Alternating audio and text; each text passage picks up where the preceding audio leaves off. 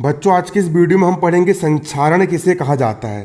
संक्षारण किसे कहा जाता है, और ये टॉपिक मैंने उठाया हूँ कक्षा 10वीं की विज्ञान का अध्याय 1 चैप्टर 1, है ना। और ये आपको आपकी 10वीं की विज्ञान की बुक में आपको पेज नंबर 14 पर ये मिल जाएगा।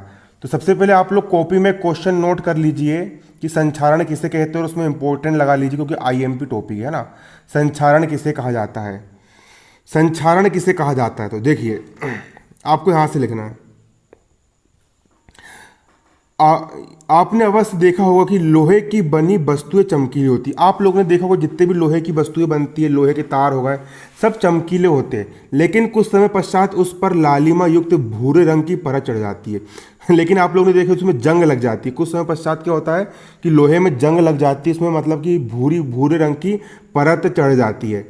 प्रायः इस प्रक्रिया को लोहे पर जंग लगना कहते हैं। हम बोलते हैं लोहे पर जंग लग गई, मतलब कि लोहा खराब होने लगा है ना। तो मतलब कि धातु को खराब होना, किसी भी धातु को खराब होना संक्षारण कहलाता है। जैसे कि लोहा, शुरुआत में लोहा तो बिल्कुल ताज़ा ताज़ा चमकीला चमकीला होता है, लेकिन कुछ समय पश्चात क्या होता है कि उस पर जंग लग जाती है और वो किसी काम का नहीं, मतलब उसमें जंग लग जाती है, धातु खराब होने लग जाती है, लालिमा भूरे रंग की परत चढ़ जाती है। इस प्रक्रिया को लोहे पर जंग लगना कहते हैं।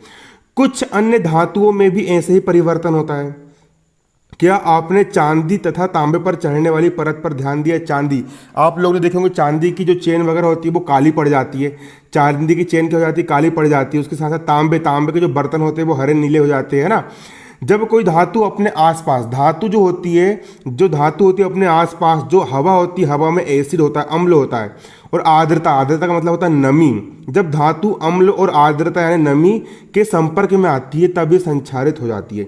जब कोई भी धातु अम्ल के संपर्क में आएगी, आर्द्रता के संपर्क में आएगी, मतलब नमी के संपर्क में आएगी, तो ये संक्षारित हो जाती है, मतलब कि खराब होने लग जाती है, खराब होने लग जाती है। और इस प्रक्रिया को, और ये जो प्रक्रिया होती है धातुओं के खराब होने की प्रक्रिया, धातुओं के जो खराब होने की जो प्रक्रिया होती है बच्चों, जो धातु के खराब होने की प्रक्रिया होती है, इस प्रक्रिया को संक्षारण कहते हैं। इसी प्रक्रिया को संक्षारण कहते हैं।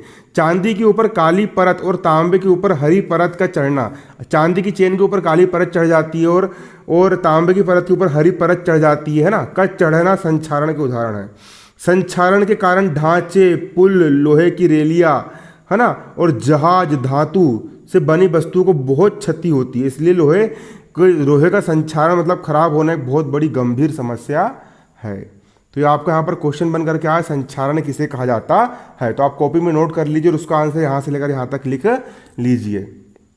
आपको उसको याद भी करना है। उम्मीद करता हूँ कि आपको समझ में आया होगा। धन्यवाद। जय हिंद, जय भारत।